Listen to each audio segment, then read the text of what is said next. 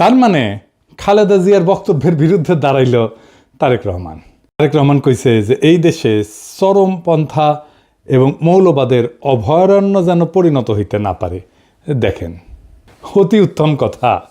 তবে ইন্ডিয়া মনে করে মৌলবাদীদের বিরুদ্ধে শেখ হাসিনাই একমাত্র ভরসা। ইন্ডিয়া টুডে একটা নিবন্ধ ছাপিয়েছিল 2022 সালে। 2016 সালে বামেরাও বলতো দেশের বড় শত্রু মৌলবাদ।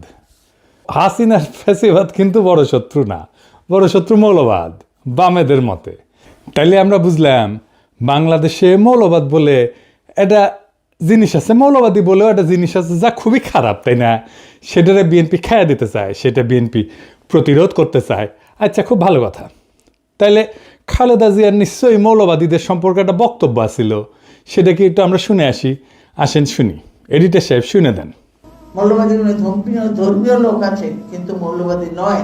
তারা বাংলাদেশকে ভালোবাসে, তাদের অবদান আছে দেশের জন্য এবং তারা দেশকে রক্ষা করতে চায়।